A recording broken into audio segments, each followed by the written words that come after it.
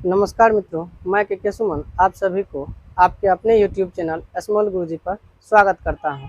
आज मैं आप लोगों को क्लास 10th के अध्याय 2 बहुपद क्या है उसके ऊपर चर्चा करूंगा। तो आपको बिना समय गवाए आपको आपके सवाल पर ले चलता हूं और आपको बताने का प्रयास करूंगा कि बहुपद है क्या। अगर आप इस प्रश्न को जान गए कि बहुपद क्या है तो आपको जो ऑब्जेक्टिव जितने भी पूछे जाते हैं वो सभी आपको क्लियर हो जाएंगे। ये नहीं कि ऑब्जेक्टिव नहीं बनेंगे, सब्जेक्टिव नहीं बनेंगे, सभी बनेंगे। तो आपको सिंपली ध्यान ये रखना होता है कि मतलब कोई चीज़ को बेसिक कैसे सीखा जाए। जब आप उसका बेसिक जान जाते हैं तो वो टॉप लेवल का भी आप जान जाएंगे। तो चलिए बिना समय गवाए काम करते हैं। आपको बोर्ड पे लिखा हुआ है बहुपद, ठीक ना, अध्याय 2। तो ये अध्याय 2 है, आपका बहुपद चैप्टर है। तो सबसे पहले हम जानने का प्रयास करेंगे कि ये बहुपद क्या है। तो इसमें हम आपको बेसिक ही बताएंगे, बेसिक के सिवा आपको चैप्टर का आज नहीं बता पाएंगे क्योंकि वीडियो बड़ा हो जाएगा। तो आपको बहुपद जानने से पहले कुछ ऐसे चीज़ को जानना जरूरी है जो उसमें भाग लेते हैं। जैसे आपको चर राशि क्या है या चर संख्या, ठीक ना।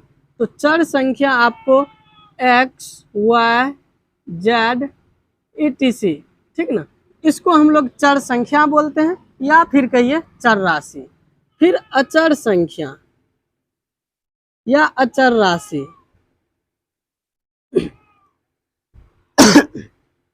तो अचर राशि आपको जो क्वांटिंग होती है 1, 2, 3, 4 कुछ भी डॉट डॉट डॉट etc। तो आप जान गए हैं चर संख्या किसे कहते हैं। x, y, z ABCD कुछ भी होगा तो उसको चर संख्या कहते हैं।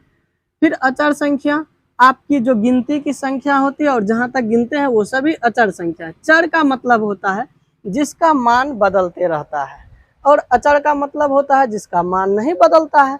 तो चर का मतलब चरना, तो चरना का मतलब एक जगह बैठ के नहीं ना चरेंगे, तो कैसे चरेंगे, तो जगह बदल बदल के, अर्थात चर का मान भी बदल बदल के आएगा, कभी 2, कभी 5, कभी 20, कभी 30, कुछ भी। तो आप चर का मतलब चरना, चरना मतलब एक जगह नहीं रहना, बदलते रहना स्थान को। तो यहाँ स्थान नहीं बदलेंगे, यहाँ अपना मान बदलेंगे। अचर, अ मतलब नहीं, चर मतलब चर, मतलब नहीं चर, नहीं चर मतलब एक जगह खड़ा रहा, ऐसा हम लोग कह सकते हैं। तो यही बात है, आपको बहुत आसान भाषा में मैं समझाने का प्रयास करूंगा। चर का मतलब हुआ चरना, चरना का मतलब स्थान बदलना पड़ेगा चरने के लिए, चाहे वो बकरी हो या घोड़ा हो, कुछ भी हो। फिर अचर का मतलब नहीं चरना, नहीं चरना मतलब एक जगह खड़ा रहना, एक जगह खड़ा रहना मतलब मान नहीं बदलेगा। तो चर राशि का, चर संख्या का मान बदलते रहेगा, अचर का मान नहीं बदलेगा। अगर कहीं अचर का मान 3 है तो वो 3 ही रहेगा, 5 कभी नहीं होगा। तो अब ये इसको दिखा करके हम क्या सिद्ध करना चाहते हैं, आपको बहुपद पे ले जाएंगे, लेकिन बहुपद से पहले आपको चर अचर जानना जरूरी है। तो आप चर अचर जान गए, तो चर और अचर का जो सम्मिलित रूप होता है, ठीक ना, उसको हम लोग बीजीय व्यंजक कहते हैं। तो आपको बीजीय व्यंजक दिखाएंगे, जैसे बीजीय व्यंजक। बीजीय व्यंजक क्या होता है, तो चर संख्या और अचर संख्या के सम्मिलित रूप को या चर संख्या और अचर संख्या के समूह को, सीधा भाषा में आपको चर संख्या और अचर संख्या के समूह को बीजीय व्यंजक कहते हैं।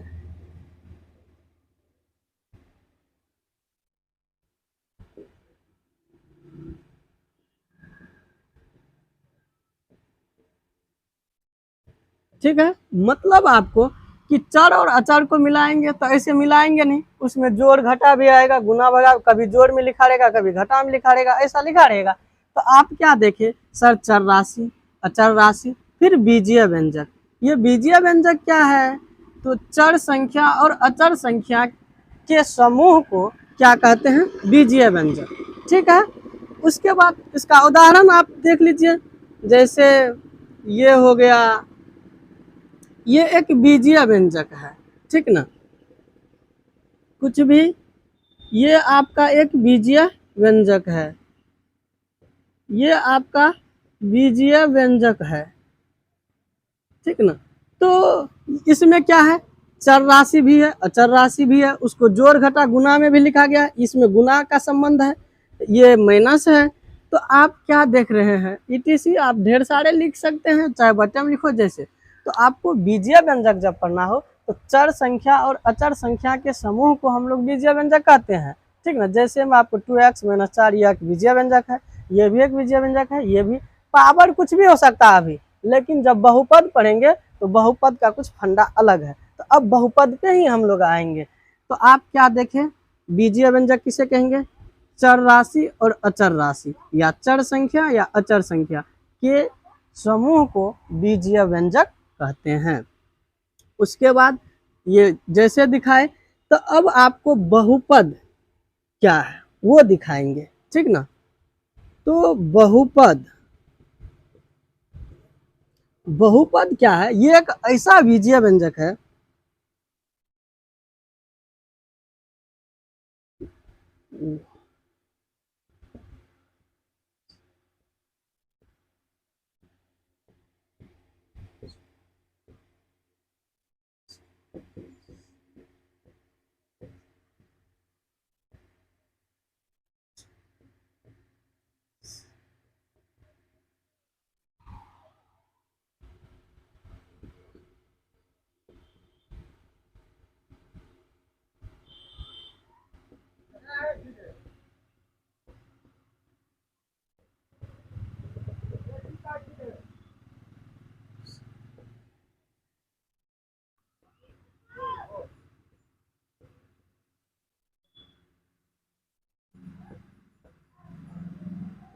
तो अब आप परिभाषा क्या देखें, बहुपद क्या है, वह बीजीय व्यंजक जिसके चर राशि का घात एक पूर्ण संख्या हो। अब आप कहेंगे सर जी पूर्ण संख्या किसे कहते हैं, तो आप इससे पहले पढ़ चुके होंगे या नहीं पढ़ चुके होंगे तो ये देख लो कि ये है क्या।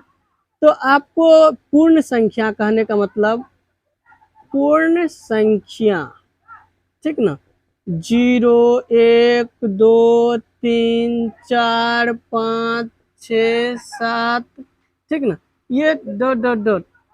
तो ये आप देख लिए क्या, पूर्ण संख्या। तो पूर्ण संख्या शून्य से शुरू होने वाली संख्या को पूर्ण संख्या कहते हैं, ठीक है। तो दूसरा टाइप से भी आप बोल सकते हैं कि प्राकृत संख्या के परिवार में जब शून्य को शामिल किया जाता है तो पूर्ण संख्या का परिवार प्राप्त होता है। तो पूर्ण संख्या का मतलब पूरा संख्या, आधा नहीं होना चाहिए, दशमलव में नहीं होना चाहिए, बट्टे में नहीं होना चाहिए, ये सब में नहीं होना चाहिए। तो पूर्ण संख्या शायद आप समझ गए होंगे। तो बहुपद क्या है, ये वह बीजीय व्यंजक है जिसके चर राशि, ये चर राशि है, ये चर राशि है, ये चर राशि है, ये चर राशि है। तो जिसके चर राशि का घात, घात मतलब पावर, ये जिसे जैसे ये घात 2 है, यहाँ -2 है, लेकिन आपके पूर्ण संख्या के परिवार में माइनस वाला नहीं आता है, तो इसका मतलब ये बहुपद नहीं होगा, लेकिन बीजीय व्यंजक है। तो आपको बहुपद जानना है, तो बहुपद जानने के लिए क्या करना पड़ेगा, वह बीजीय व्यंजक जिसके चर राशि का घात एक पूर्ण संख्या हो उसे बहुपद कहते हैं। जैसे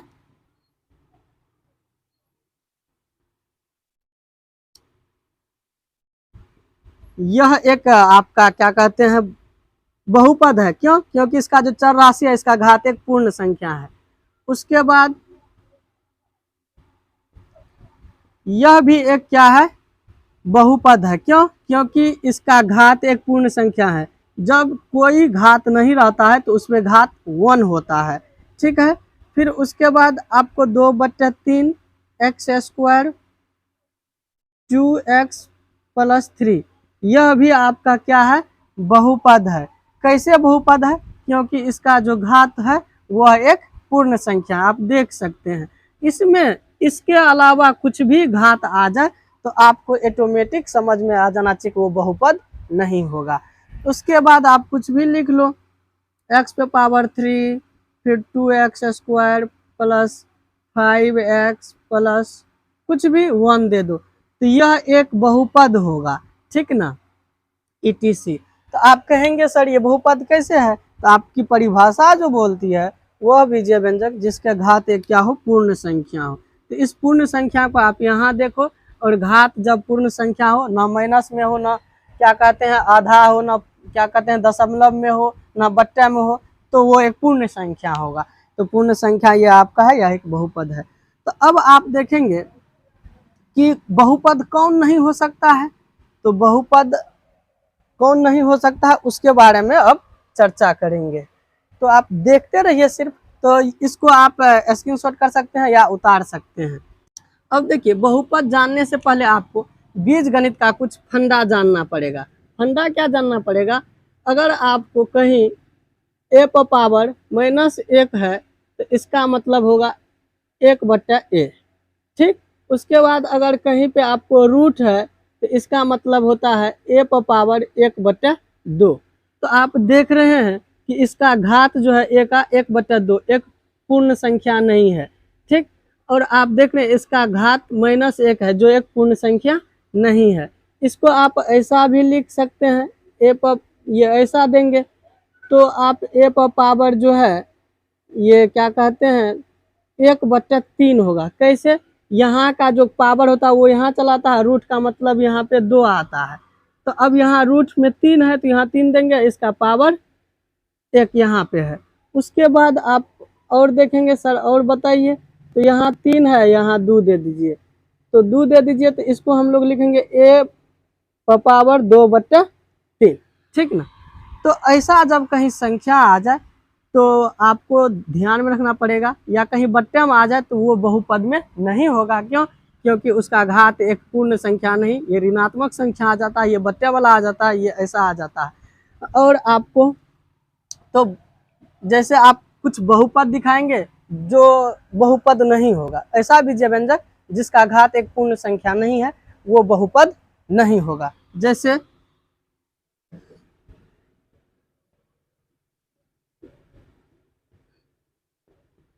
यह एक बहुपद नहीं होगा, ठीक ना। क्यों, क्योंकि जब इसको आप लिखेंगे तो जैसे ये ऊपर जाएगा, आप बट्टे वाला को ऊपर ले जाते हैं तो पावर क्या हो जाता है माइनस, तो इसको आप x+1 पावर ये हो जाएगा माइनस, आप ये भी माइनस में आ जाएगा, ये भी, तो हमको घात माइनस नहीं होना चाहिए। तो यह ऐसा वाला जो बट्टे में आएगा बहुपद नहीं होगा। फिर आपको x पे पावर यह भी एक बहुपद नहीं होगा। क्यों, क्योंकि घात एक क्या होना चाहिए, पूर्ण संख्या होना चाहिए। तो घात आपका ये पूर्ण संख्या नहीं ना है, ये आधा संख्या है, दशमलव में है, ठीक ना। तो ये भी एक बहुपद नहीं होगा। कहीं पे भी अगर आपको ये 2/3 x पर पावर -2 फिर प्लस 4x + 3 कहेंगे आपको यह एक बहुपद है या नहीं, तो आपको क्या कहना पड़ेगा कि बहुपद नहीं है। क्यों, क्योंकि इसका जो घात है ना वो पूर्ण संख्या नहीं है। उसके बाद और भी आप देखेंगे तो जैसे कुछ भी अंक आप लिख सकते हैं, 3x पर पावर 1/2 फिर आपको 2x या फिर कुछ भी, ये एक बहुपद नहीं होगा। क्यों, क्योंकि इसका घात एक पूर्ण संख्या नहीं है, ये बट्टे वाला संख्या है, आपको पूर्ण संख्या होना चाहिए। तो ये देख लिए। उसके बाद और मैं दिखाता हूँ आपको, जैसे आपको कहीं भी x फिर +2 ऐसा कुछ देगा, तो ये एक बहुपद है कि नहीं, हम कहेंगे बहुपद नहीं है। तो कैसे, तो ऐसे, ठीक ना। इसका मतलब क्या होगा, ये देख रहे हैं, ठीक ना, यहाँ पे है, तो इसका मतलब होगा x पर पावर 1/2 + 2, तो इसको बहुपद नहीं ना कहेंगे। क्यों, क्योंकि घात एक पूर्ण संख्या नहीं है। तो आप समझ गए होंगे कि बहुपद किसको नहीं कहेंगे, जिसका घात एक पूर्ण संख्या नहीं होगा, अर्थात नहीं बट्टे वाला होना चाहिए, नहीं दशमलव वाला होना चाहिए, नहीं आपको माइनस वाला होना चाहिए और आपको ये रूट वाला होना चाहिए, क्योंकि रूट का मतलब कुछ ऐसा होता है, वो घात जो है ना बट्टे में आ जाता है, तो ये आपको समझना पड़ेगा। तो आप बहुपद जान चुके हैं। अब बहुपद के पद के आधार पे भी प्रकार होते हैं और घात के आधार पे भी प्रकार होते हैं, तो आपको उस पे भी चर्चा करूंगा। तो जो आप देखते हैं उसको आप नोट भी कर सकते हैं और लिख सकते हैं कि ये बहुपद नहीं है, और उसके नीचे में ये सब तो आप जो लिखे थे उसका उदाहरण लिख सकते हैं। अब और भी कई सर जी और समझ में नहीं आया, तो जैसे आपको ये ऐसा कुछ x square plus 2x plus 3 ये एक बहुपद है, तो आप कहेंगे बहुपद नहीं है। सर जी घात जो पूर्ण संख्या है नहीं, जब इसको आप सही करके लिखेंगे तो x square plus 2x plus 3 power -1 हो जाएगा। क्यों? क्योंकि जब नीचे से ऊपर जाता है तो सभी का घात माइनस हो जाएगा, तो ऐसा, तो इससे घात में गुना होता है, ठीक ना। तो x पे पावर -2 हो जाएगा, यहाँ पर आपको x पे पावर -1 हो जाएगा, और यहाँ पे तो ये क्या कहते हैं x पे पावर -1 हो जाएगा, 3 पे पावर -1। तो आपको घात एक पूर्ण संख्या होना चाहिए, माइनस वाला संख्या नहीं होना चाहिए। तो कहीं भी बट्टे में आए तो बहुपद नहीं होगा, रूट में आए तो भी बहुपद नहीं होगा, दशमलव में घात आए तो भी बहुपद नहीं होगा, बट्टे में भी आए तो भी बहुपद नहीं होगा। इसको हम लोग बेसिक बोलते हैं।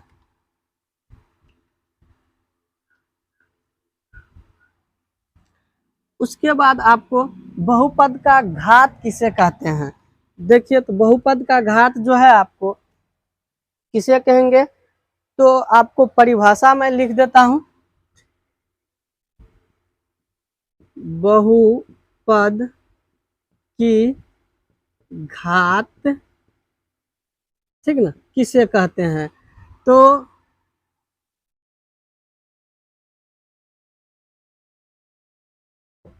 किसी भी बहुपद के चर राशि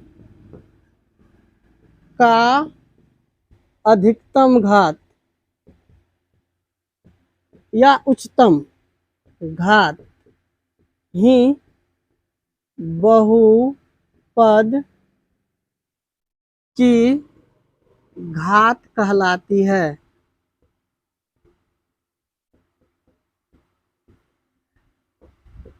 ठीक, तो आपको एक मार्क ऑब्जेक्टिव में फिक्स रहता है कि बहुपद इतना का घात है, तो आप क्या जानते हैं इसके बारे में। तो किसी भी बहुपद के चर राशि का जो अधिकतम घात होगा वो उस बहुपद की घात कहलाती है। जैसे आपको 2x square plus 5x plus 1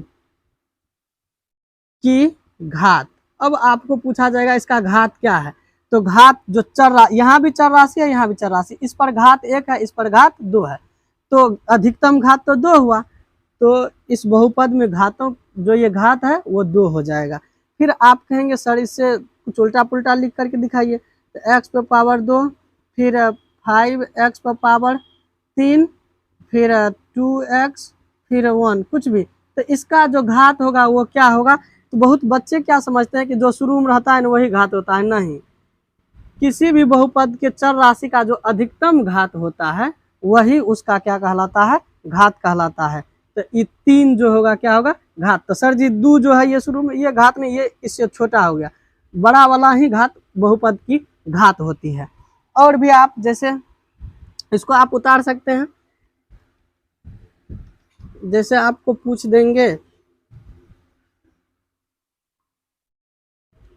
कि 2/3 x पे पावर 4 प्लस 5x पे power 6 plus 3x square plus 4 ऐसा का घात है, ठीक ना। तो आपको ऑप्शन देगा 4, फिर क्या कहते हैं 2, सी में 6, डी में 1। तो आप क्या कहेंगे, इसका घात क्या खोजेंगे। तो जो बच्चे होते हैं वो कन्फ्यूजन में होते कि सर घात क्या होगा, नहीं समझ में आता है। तो अभी जो परिभाषा लिखा है उसको उतार लीजिए और याद कर लीजिए कि किसी भी बहुपद के चर राशि का जो अधिकतम घात होता है वही बहुपद की घात कहलाती है। तो इसमें तो इसका घात जो है 4 है, इसका घात 6 है, ये चर राशि है, सब देख रहे हैं, इसका 2 है। तो किसको घात कहेंगे? तो बड़का वाला को घात कहेंगे। तो आंसर हो जाएगा सी, ठीक ना। तो इस प्रकार से आपको पूछे जाते हैं। तो आपको जो लिखते हैं उसको आप कॉपी में नोट कर सकते हैं। तो ये आप बहुपद का घात भी पढ़ लिए। अब बहुपद के प्रकार पर चर्चा करेंगे। तो बहुपद के प्रकार क्या है? तो हम घात के आधार पर बताएंगे, फिर पद के आधार पर बताएंगे। घात के आधार पर बहुपद के प्रकार। ये कितने प्रकार के होते हैं? तो जितने घात होंगे उतने प्रकार के होते हैं। तो हम लोग नॉर्मल त्रिघात तक ही पढ़ते हैं, नहीं समझे तो समझ ही जाएंगे, नहीं समझे का बातें नहीं है। जैसे आपको रेखिक बहुपद होता है,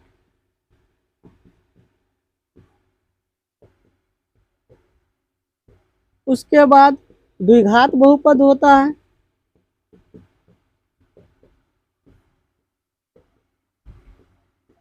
फिर आपको त्रिघात बहुपद,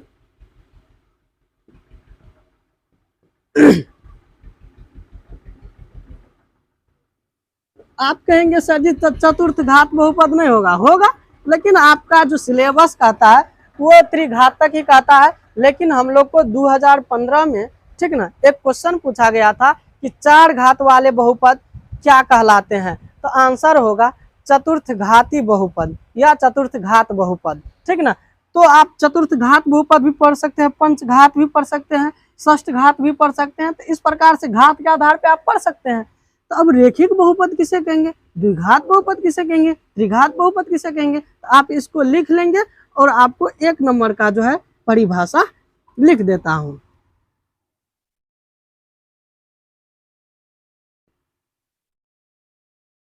एक घात वाले बहुपद रेखिक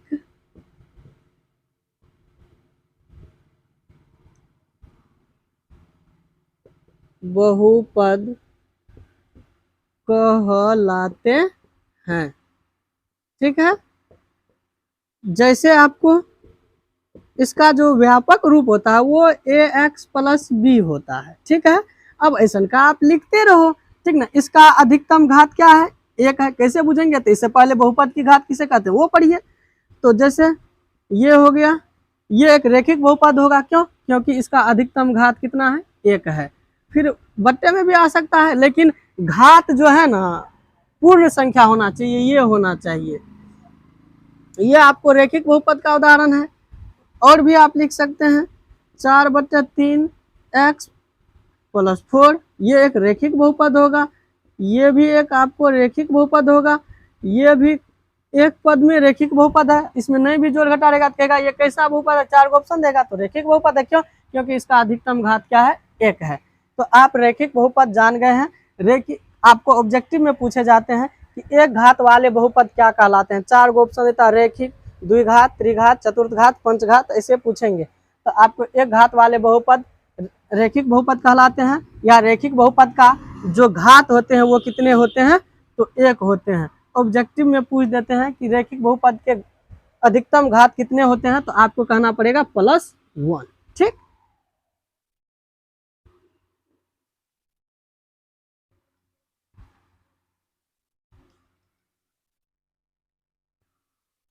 उसके बाद आपको द्विघात बहुपद क्या है? द्विघात बहुपद, तो नाम से ही पता चलता है, 2 घात वाले बहुपद को द्विघात बहुपद कहेंगे। 2 घात वाले बहुपद द्विघात बहुपद कहलाते हैं।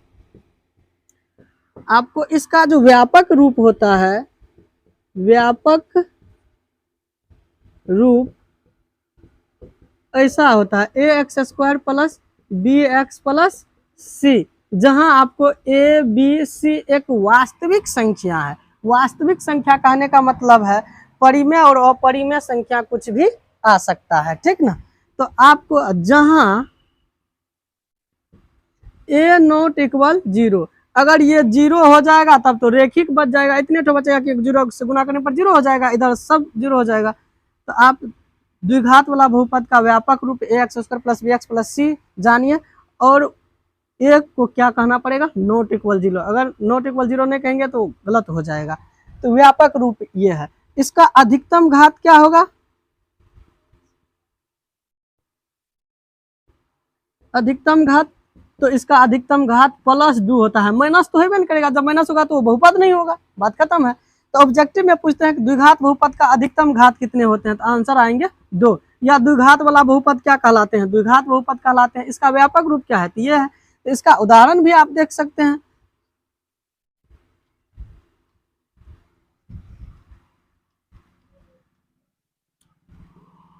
ये आपका उदाहरण हो जाएगा, ऐसा जो है वो द्विघात बहुपद का उदाहरण है। ये भी आपको उदाहरण हो जाएंगे, ये आपका उदाहरण है। मतलब आपको ये 0 नहीं होना चाहिए, इधर का बी भी 0 हो सकता है, सी भी 0 हो सकता है, कुछ भी 0 हो सकता है, लेकिन फर्स्ट वाला 0 नहीं होना चाहिए।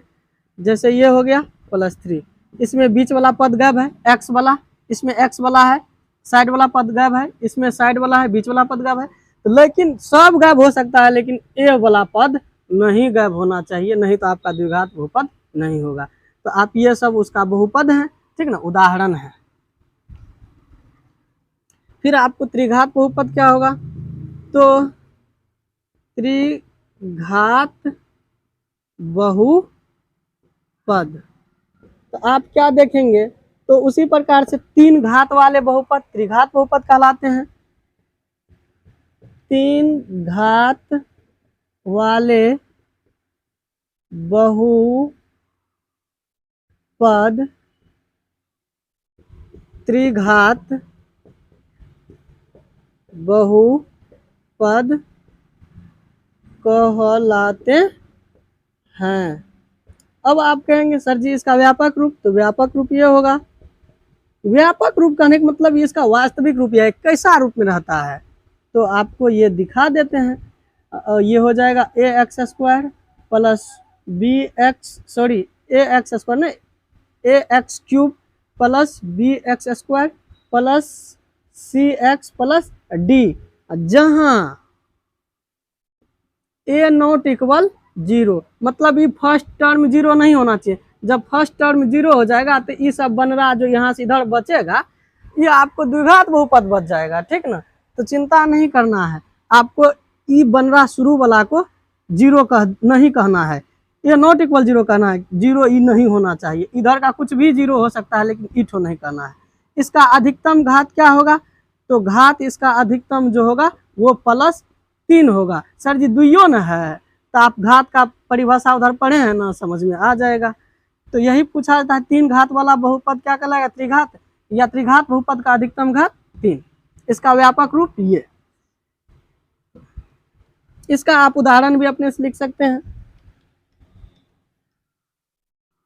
तो उसी प्रकार से आपको कहेंगे कि 4 घात वाले बहुपद क्या कहलाएंगे, चतुर्थ घात बहुपद कहलाएंगे। 4 घात वाले बहुपद का अधिकतम घात क्या होगा, 4 होगा।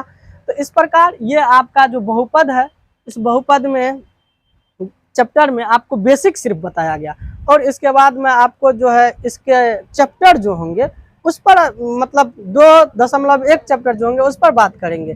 तो इस बहुपद वाला टर्म में अगर आपको कुछ समस्या लगे तो आप जो है कमेंट कर सकते हैं, मैं आपको अगले वाला वीडियो में बताऊंगा। और मित्रों आज जिस रोज मैं वीडियो शुरू कर रहा हूँ, ये आपको शायद जो दशहरा पूजा है उसका ये फर्स्ट रोज है, ठीक ना। और आज से ही हम लोग का मतलब मेला शुभारंभ होता है। तो आप सभी को जो है विजयादशमी की हार्दिक शुभकामनाएं, ढेर सारी शुभकामनाएं। आप सभी मेला देखें और शांतिपूर्वक देखें, भीड़ भड़क्का में धक्का मुक्की न करें। इन्हीं शब्दों के साथ आप सभी को जय हिंद।